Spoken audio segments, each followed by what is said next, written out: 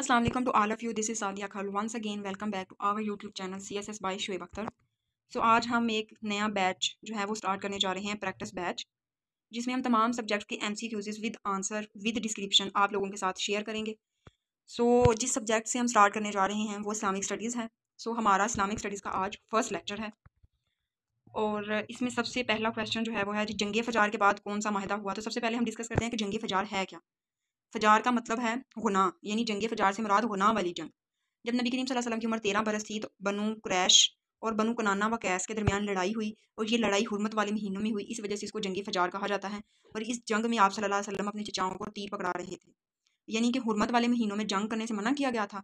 इस वजह से और इस जंग को जंग फजार कहा जाता है क्योंकि ये जो जंग थी ये हुर्मत वाले महीने में हुई थी. सो इसमें हमारे पास 4 ऑप्शन है: बैतुल उक़बा, बैतुल रिज़वान, हल्फ़े फ़ज़ूल और हिजरतुन नबी. तो करेक्ट आंसर मार्क करने से पहले मैं आप लोगों के साथ इन तमाम जो ऑप्शंस हैं इनकी डिटेल डिस्कस करूंगी. सबसे पहले बैतुल उक़बा. बैतुल उक़बा जो है ये 12 नबवी को हुई, जिसमें 12 लोगों ने नबी करीम सल्लल्लाहु अलैहि वसल्लम के हाथ पर बैत की. नबी करीम सल्लल्लाहु अलैहि वसल्लम मक्का और ताइफ के लोगों के रवैयों से दिल बर्दाश्त हुए तो अल्लाह तबारक व तआला ने आप सल्लल्लाहु अलैहि वसल्लम के लिए तबलीग का एक नया जो था वो सिलसिला शुरू किया, जिसमें यसरब से आने वाले जो लोग थे हर साल हज के लिए आते. आप सल्लल्लाहु अलैहि वसल्लम इनको इस्लाम की तबलीग करते. इसको कहते हैं बैतुल उक़बा.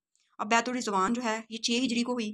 नबी करीम सल्लल्लाहु अलैहि वसल्लम जो थे वो 1400 सहाबा इकराम के साथ मक्का उम्रा करने के लिए गए, लेकिन अहले मक्का ने आप सल्लल्लाहु अलैहि वसल्लम को उम्रा करने की इजाज़त ना दी. सो आप सल्लल्लाहु अलैहि वसल्लम ने इनके सरदारों से बातचीत करने के लिए हज़रत उस्मान रज़ियल्लाहु अन्हु को सफ़ीर बनाकर भेजा. जब हज़रत उस्मान को गए हुए काफ़ी टाइम हो गया तो नबी करीम सल्लल्लाहु अलैहि वसल्लम को यह अंदेशा पैदा हुआ कि कहीं वो आप हज़रत उस्मान रज़ियल्लाहु अन्हु को शहीद ना कर दें या कत्ल ना कर दें. तो नबी करीम सल्लल्लाहु अलैहि वसल्लम ने अपने साथियों से एक जो थी वो बैत ली, जिसको बैतुल रिज़वान कहते हैं, और ये एक दरख्त के नीचे ली गई, जिसमें ये तय पाया कि हम इस वक्त तक यहाँ से वापस नहीं जाएंगे जब तक हज़रत उस्मान रज़ियल्लाहु अन्हु का क़सास ना लें. हल्फ़े फ़ज़ूल जो है अरब के ज़माना जहलियत में अमन अमान कायम करने के लिए एक माहिदा किया, जिसमें आप सल्लल्लाहु अलैहि वसल्लम भी शरीक हुए. और आप सल्लल्लाहु अलैहि वसल्लम की इस वक्त उम्र जो थी वो 20 साल थी और ये माहिदा कुरैश और बनु कनाना व कैस के दरमियान 590 हिजरी में हुआ. हिजरतुन नबी.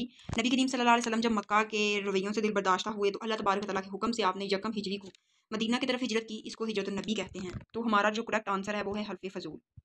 पहली वही किसके बारे में थी? कुरान पाक में जो पहली वही नाज़िल हुई नबी करीम सल्लल्लाहु अलैहि वसल्लम पर गारे हीरा में सूरत अल-अलक़ की पहली 5 आयात थी. सो ये जो आयात थी ये इल्म के बारे में थी, जिसमें आप सल्लल्लाहु अलैहि वसल्लम को पढ़ने का हुक्म दिया गया. सो हमारा जो करेक्ट आंसर है वो इल्म होगा. जहन्नम के या जन्नत के या हौज़े कौसर के बारे में नाज़िल नहीं हुई थी. सो हमारा जो तीसरा क्वेश्चन है वो ये है कि कौन सा ख़ानदान दौरे नबवी में मुसलमानों के खिलाफ ज़्यादा सरगर्म रहा. सो हमारे पास 4 ऑप्शन है. सबसे जो पहला ऑप्शन है वो है बनु असद. जो बनु असद है ये अरब का एक कबीला था जिसका ताल्लुक बनु अदनान से था.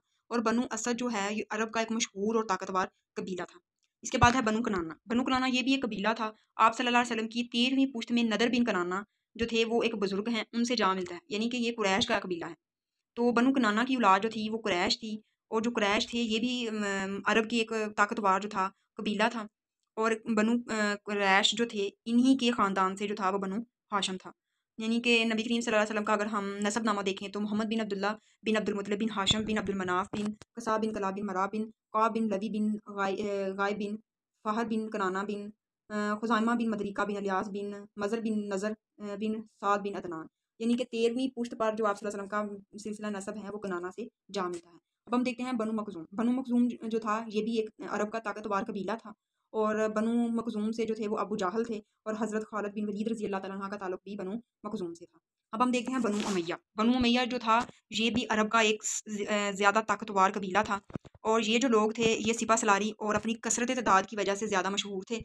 और जो बनु उमैया हैं इन्होंने हुक्मरानी भी की है, यानी खुलफाए राशिदीन की हुकूमत के बाद बनु अब्बास की हुकूमत आई और बनु अब्बास की हुकूमत के बाद बनु उमैया ने बहुत देर तक जो है वो हुकूमत की. इनकी जो हुकूमत थी 138 हिजरी से स्टार्ट होकर 923 हिजरी तक थी, यानी 791 ईयर इन लोगों ने हुकूमत की.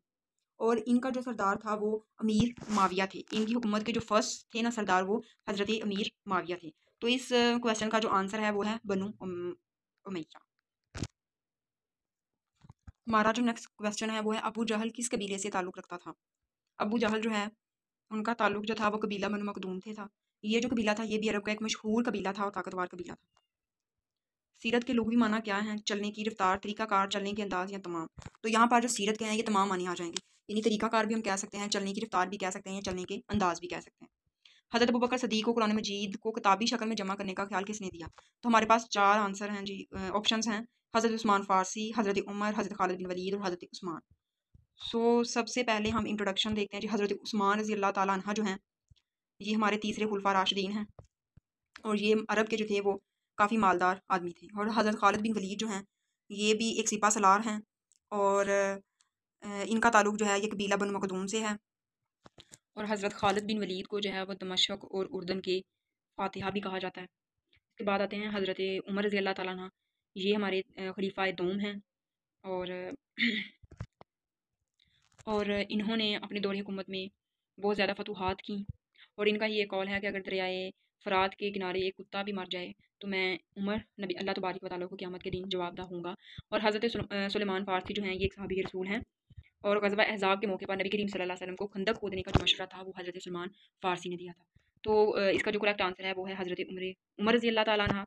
और कुरान करीम को किताबी शक्ल में जमा करने की जो हिकमत थी वो ये थी कि हज़रत अबू बकर सिद्दीक़ रज़ी अल्लाह ताला अन्हा की जो थी वो जंग हुई थी और इस जंग में जो थे वो 700 हाफ़िज़ कुरान जो थे वो शहीद हो गए थे। इस वजह से ये अंदेशा था कि कुरान पाक जो है वो कहीं नाउज़ बिल्ला ज़ाया ना हो जाए। तो इस वजह से हज़रत उमर रज़ी अल्लाह ताला अन्हा ने हज़रत अबू बकर सिद्दीक़ को ये मशवरा दिया कि कुरान मजीद को जो है वो किताबी शक्ल में जमा किया जाए। तो इस मौके पर जो कुरान पाक को किताबी शक्ल में जमा किया था हज़रत ज़ैद बिन साबित और हज़रत उमर रज़ी अल्लाह ताला अन्हा ने मिलकर ये काम किया था। नबी करीम सल्लल्लाहु अलैहि वसल्लम ने मक्का में कितने साल गुजारे? नबी करीम सल्लल्लाहु अलैहि वसल्लम ने मक्का में 53 साल गुजारे। 40 साल आप सल्लल्लाहु अलैहि वसल्लम ने नबूवत से पहले और 13 साल आप सल्लल्लाहु अलैहि वसल्लम ने नबूवत के बाद जो थे वो मक्का में गुजारे। कुरान पाक की कौन सी आयत को सरदारुल आयात कहते हैं? आयतुल कुर्सी को सरदारुल आयात कहा जाता है और ये सूरतुल बकरा की आयत है। हमारा नेक्स्ट क्वेश्चन है नबी करीम सल्लल्लाहु अलैहि वसल्लम की रज़ाई बहन का क्या नाम है? हलीमा, सादिया, शीमा या रकैया? हलीमा सादिया आप सल्लल्लाहु अलैहि वसल्लम की जो दाई उनका नाम है। रकैया आप सल्लल्लाहु अलैहि वसल्लम की बेटी का नाम है। आप सल्लल्लाहु अलैहि वसल्लम की जो रज़ाई बहन थी उनका नाम शीमा है और ये हज़रत हलीमा सादिया की बेटी थी। ये था हमारा आज का लेक्चर। मिलते हैं ज़रूर नए क्वेश्चंस के साथ, डिस्क्रिप्शन के साथ। तब तक